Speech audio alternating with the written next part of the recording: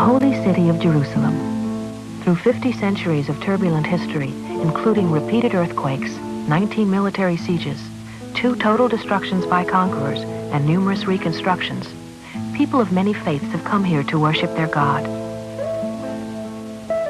The Western Wall, where Jews gather to pay homage, was part of King Herod's work in the 1st century BC and represents the rebuilding of the Temple of Solomon. Muslims hold this great city to be the place where Muhammad ascended into heaven. Christians have revered it as the city of Jesus' last ministry and the crucifixion, and Jews revere it as their holy city. It is this latter bond, the mystic hold which Jerusalem has on the Jewish people of the world, that has led to the formation of the modern state of Israel. Jerusalem is a city of contrasts, the old juxtaposed with the new, and its architecture, like its history, is some of the richest and most colorful since the dawn of civilization.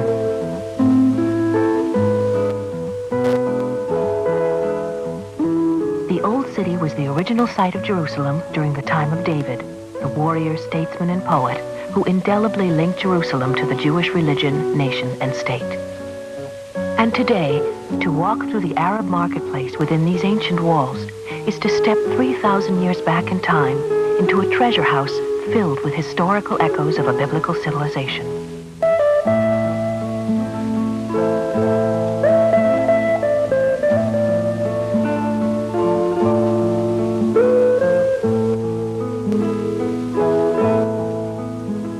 Although Jerusalem is symbolic of the spirit of Israel, there is a vast but little-known part of this holy land that has also been of immense historical importance throughout the pages of history. And this is the 23,000 square miles of Sinai Peninsula. In the north, one finds an endless desert plain. And to the south, a great mountain range reaching deep into Saudi Arabia, across Sinai, and thence to Nubia on the African continent. Relics of destruction dot the landscape, stark reminders of the pathos and futility of war. Yet, in sharp contrast to this parched desert land, snuggling up against its shoreline is a body of water, just 20 million years old, young by geological standards, but so filled with wonderful and amazing sights, it is considered a mecca for sport divers. This is God's other world, the Red Sea.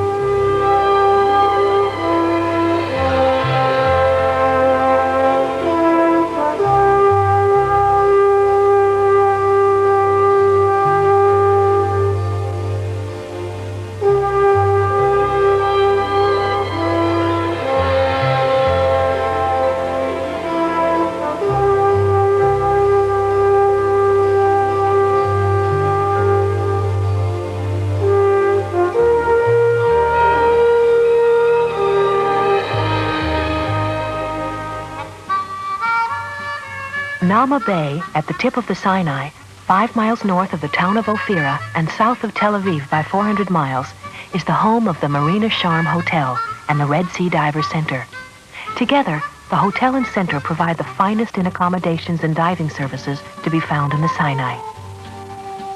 The Red Sea Divers facility has over 150 sets of dive gear in stock, 2 45-foot dive boats, a spacious diving center, and weather conditions to dive 365 days a year.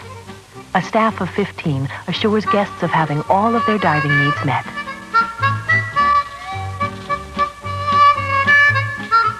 Howard Rosenstein, owner of the Red Sea Diver Center, an American, was born and raised in Los Angeles. Along with his partners, Yossi Kavazny and Michael Daniel, the trio has established a reputation for having carved out of the desert one of the most serviceable and best-run diving centers in the country. Because of Europe's close proximity, the Red Sea Diver Center caters largely to the European market. It has only been within the last few years that American groups have begun to visit this out-of-the-way tip of the Sinai Peninsula. Having loaded and boarded the Red Sea Diver 2, our team of divers heads south, led by a school of dolphins playing happily at the bow.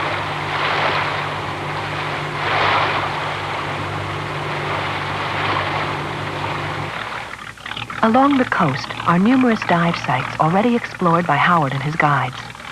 Each day of a vacation, one can dive a different spot, from an ancient amphora-laden shipwreck to an underwater temple, Howard's Temple, named after the man who was first to dive there.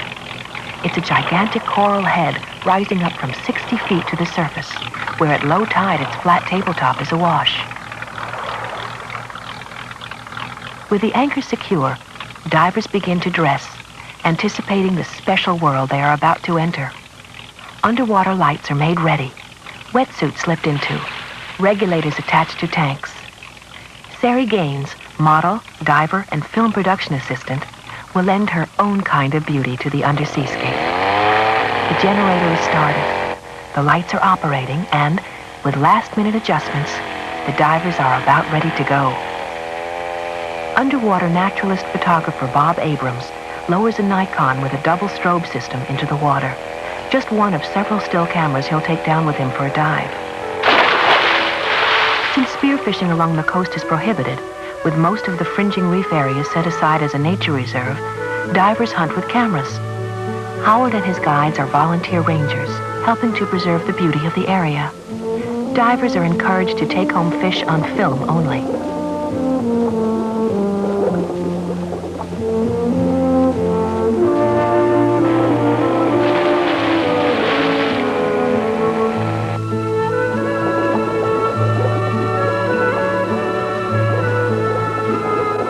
Bob doesn't like to be caught short of film, so he carries an ample supply of cameras around with him underwater.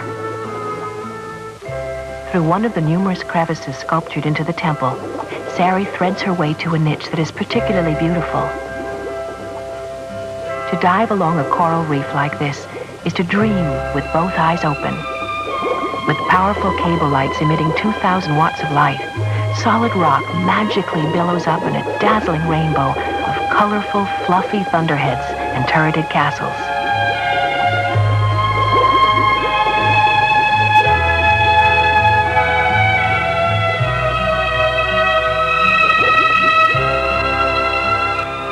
Tiny goldfish dart busily underneath a tabletop of Acropora coral, never really aware of the fascinating colors to be found in their home.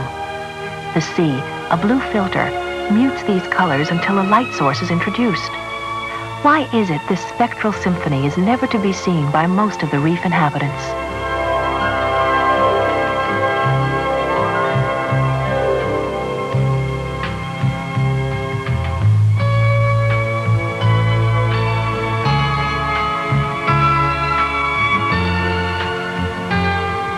Like rainbow-hued cotton candy, soft alcinarian corals dazzle and delight the eye. These soft corals do not have a hard limestone skeleton. Instead, the polyps are embedded in a stiff jelly-like matrix. Alcinarians can collapse into unimpressive forms when not feeding. Here, the coral is erect and nourishing itself on plankton particles that the tiny polyps garnish from the water.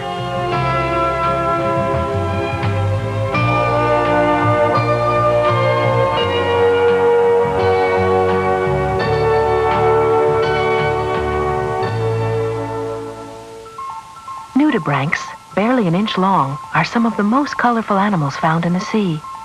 Nudi means naked, and branch means gill. Naked gills is an appropriate name, for their gills are the exposed bumps and frills that you see on these two specimens. Not only do nudibranchs crawl along the bottom, they can also push off and swim short distances. Some that are not particularly good swimmers land in rather precarious positions and stand the chance of being run down by a high-speed runaway relative.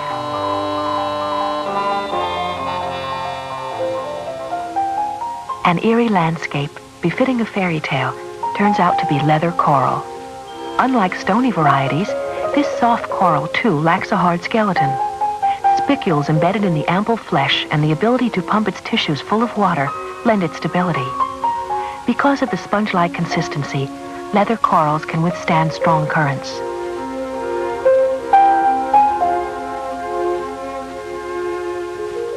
Having just undergone a cleaning from this little blue wrasse who has quickly picked him free of parasites, this mottled red scad seems content with his lot in life as he views his world with a busy eye. These emerald blue coral fish live in schools of up to 100 and generally prefer to live in acropora coral with deep crevices. When danger approaches, they scurry down into the limestone maze, safe from hungry jaws. In return for food, the clownfish living among the tentacles of this poisonous sea anemone are protected from predators. Territorial angelfish are considered to be the most strikingly beautiful of all fish found in temperate waters. The dorsal spines on this peacock lionfish are poisonous and could cause shock and severe pain to a careless diver. However, this beautiful fish is not aggressive, preferring simply to be left alone.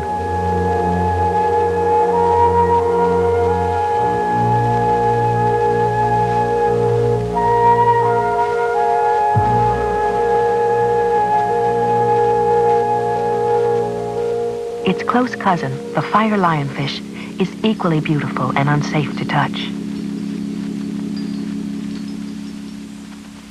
Bob focuses in on a perfectly camouflaged scorpionfish. With a little light shed on the subject, you can see its sharp dorsal fins, also containing a strong poison. This lethargic fish, blending so well into its surroundings, is capable of inflicting a painful wound.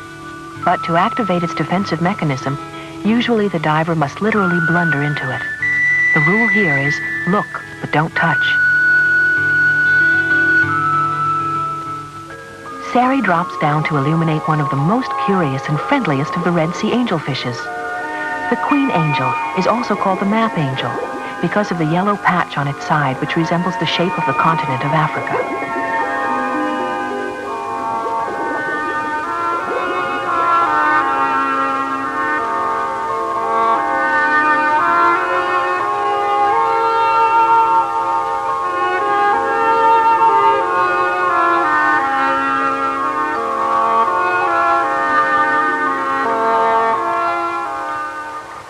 With a tidal change of only 2 to 3 feet, even at high tide, it's possible to stand above water on many coral heads and most shoreline fringing reefs. With a bird's-eye view of miniature Grand Canyons and mountain ranges, the Red Sea is a snorkeler's paradise.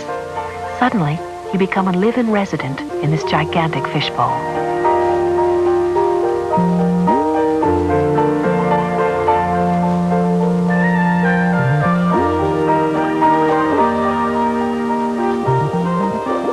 Below, in 50 feet of water, Sari has brought lunch for the reef fish to entice them into the range of the underwater camera.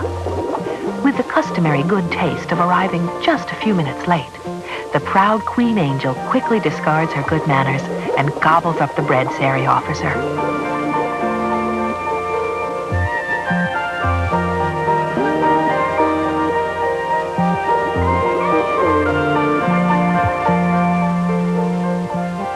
Some that is missed is quickly snatched up by a grouper, only to be spewed out as highly unpalatable. Another try, and another upchuck. So much for non-kosher bread.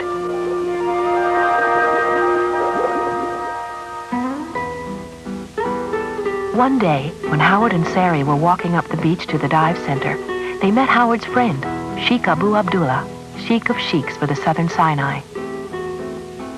A proud and influential man, he served with Montgomery in the African campaign during the Second World War. He's a wealthy man, owns a fleet of taxicabs, has a number of wives, and after seeing Sari, he considered the possibility of obtaining another one.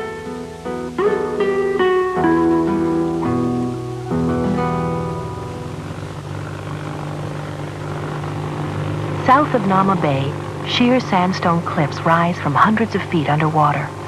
And along this craggy shoreline, with its hidden bays and coves at places like Ras Umsid, Marsa Bareka, and Ras Muhammad, there can be found some of the most spectacular drop-off diving in the world.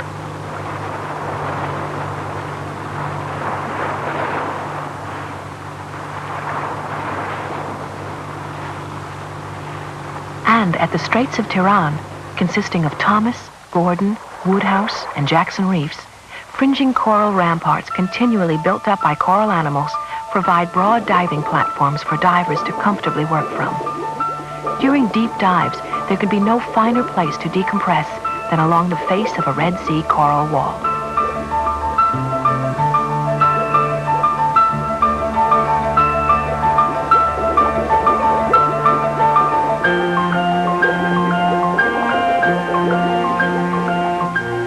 Here at the Straits, great schools of pelagic fish patrol these coral walls day in and day out. Outwardly peaceful, it is in reality a battleground where the strong eat the sick and weak. It is survival of the fittest, a way that nature keeps things in balance. It's a good workable system, for the Red Sea has been alive and healthy for millions of years. Slender barracuda in schools of 100 band together 90 feet down. Like silvery darts, the 3-foot-long predators strike prey with lightning-fast bursts of speed.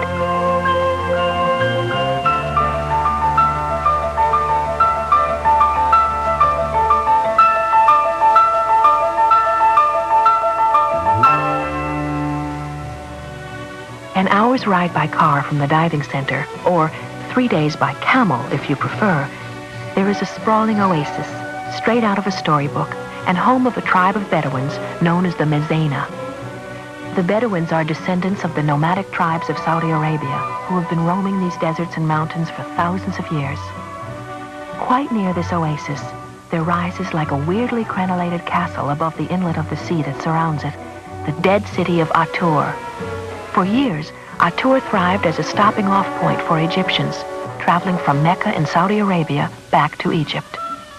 When the Israelis captured the Sinai in the Six-Day War, the Egyptians abandoned it.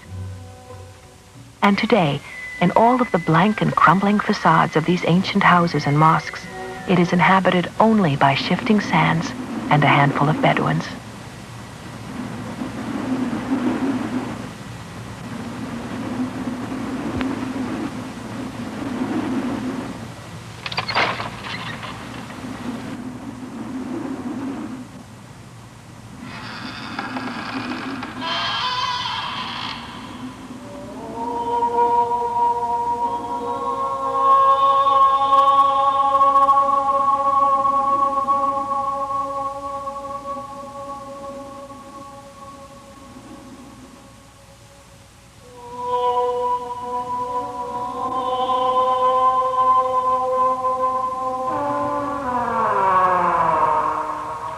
To enter the sea at night is a special treat. While dressing for the dive, with the absence of a warming sun, the placid water seems even warmer after sundown than during the day. With a couple thousand watts of light to illuminate the ocean floor, the nighttime sea holds many pleasant surprises. A blanket of darkness transforms a reef.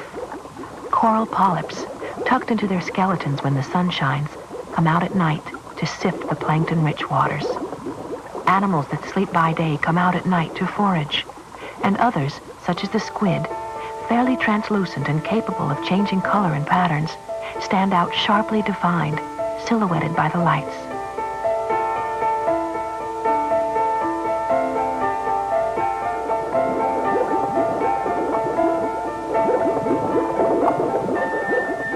During the day, the peacock lionfish lethargically decorates the crevices of a coral reef. With potent, protective dorsal spines, the fish unconcernedly remains in one spot. At night, it becomes a hunter, moving into the shallows to stalk and feed on tiny minnows. These passive, almost drifting swimmers suddenly dart forth with amazing speed to devour a small fish. Watch closely.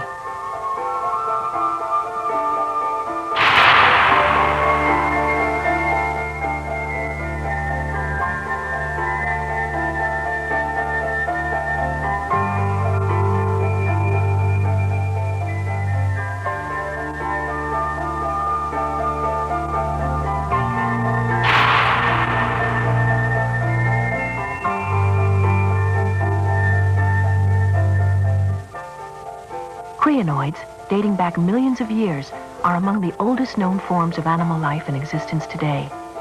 Sometimes called feather stars, the central portion of the animal is cup-shaped and surrounded by arms which draw plankton from the ocean currents into their mouths. The crinoid tucks itself away during the day, and at night tiptoes over the coral, positioning itself in its quest for food.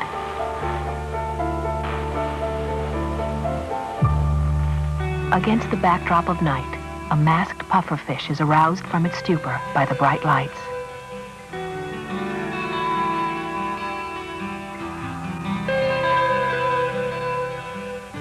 The unicorn fish, famous for the long horn protruding from its head, prefers to feed near deep-water reefs and drop-offs.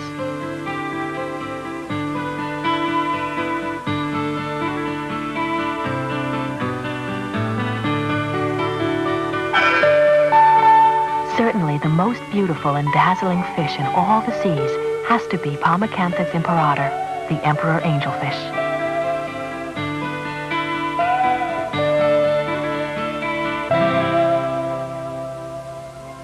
With Sari's assistance, Bob focuses his camera on another unique fish. Photoblepharon is a combination of Greek terms roughly meaning eyelid of light. The luminescent light organs of this tiny fish are among the brightest of any animals. Watch the lights come on when Sari lets the fish go.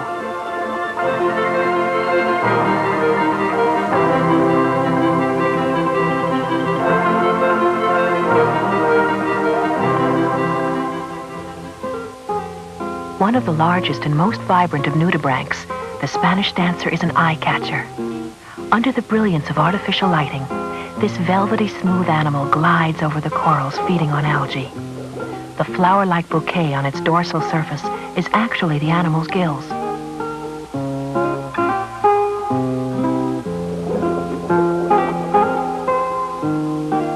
The Spanish dancer is capable of leaving its coral pastures and swimming free. The fashion in which it does so, with graceful undulations of its body, is so reminiscent of the flourish of a dancer's skirt that it is indeed aptly named.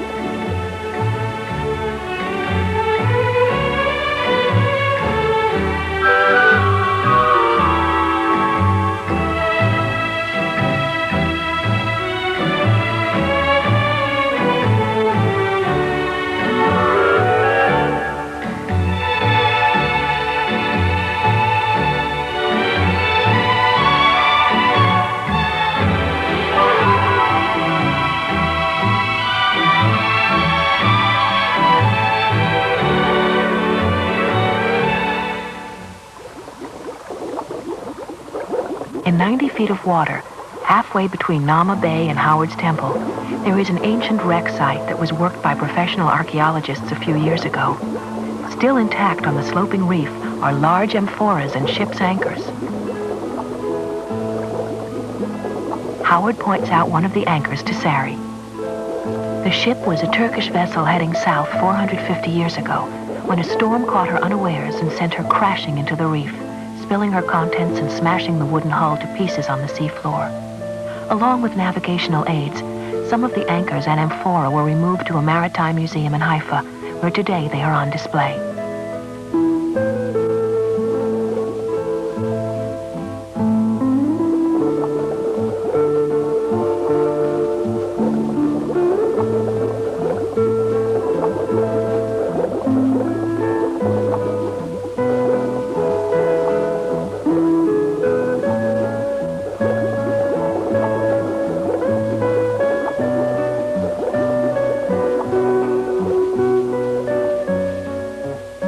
Some of the amphora were carrying mercury, a metal that flows so readily it is sometimes called quicksilver. By fanning away at sand pockets, some of it may be exposed. In ancient times, mercury was used for refining gold and silver ore. The ore was crushed, the mercury mixed with it, and by a process called amalgamation, the gold was separated from the stone. Howard's thinking about opening a thermometer factory.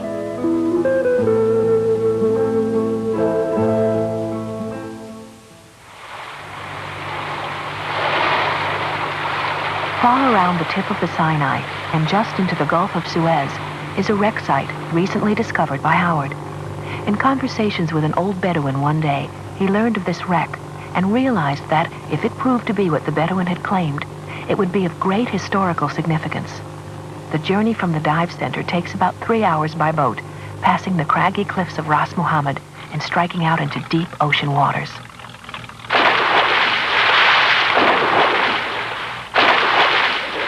In 1918, when T.E. Lawrence, more popularly known as Lawrence of Arabia, led the Arabs in revolt against Turkish domination, he brought from England a number of vessels carrying gold sovereigns with which to pay off the Arab leaders. A couple of these ships didn't make it. This is one of them, the Dunraven. Running up against an uncharted reef, the ship turned completely over, exposing its belly to the surface and settling into a permanent grave. For over 60 years, the ship lay like this until Howard located it in 85 feet of water, its hulk slowly rusting and corroding into the bottom.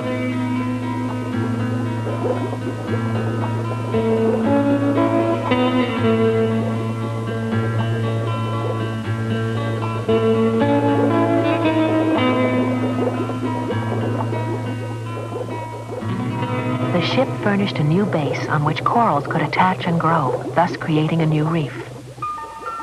Near the bow, the ship is broken in half, and entering through a living wall of glassy sweepers, Howard, Sari, Bob, and dive guide Liz Cook swim into this historical time capsule.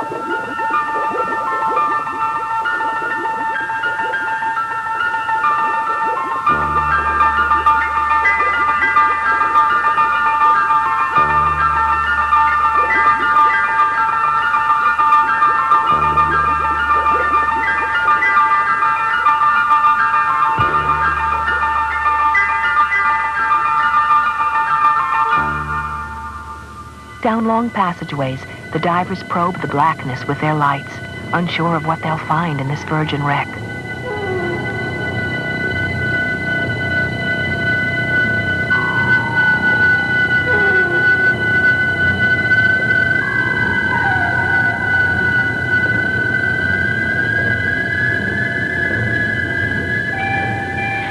How many pairs of feet went scurrying up this ladder to escape the engine room when the ship thundered into the reef? Sari searches the darkness with her light, and it falls upon the helm.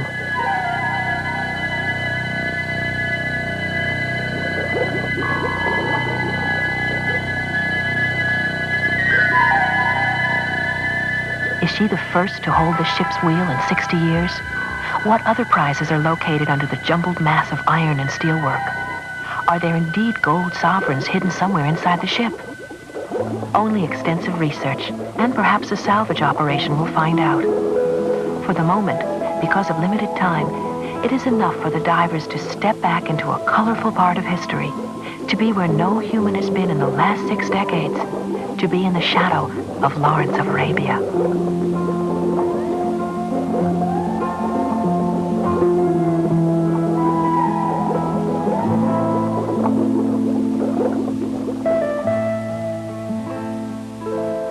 When the setting sun meets a perfect calm, its light, reflected from Ochre Mountains in Saudi and Jordan, turns the steel blue water a crimson shade, making it indeed a Red Sea.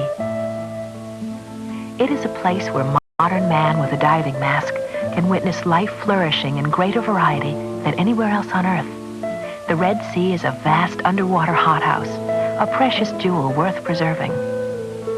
The profuse, colorful life hidden in this special world is magnified by the stark terrestrial landscape, stretching in pastel colors as far as the eye can see.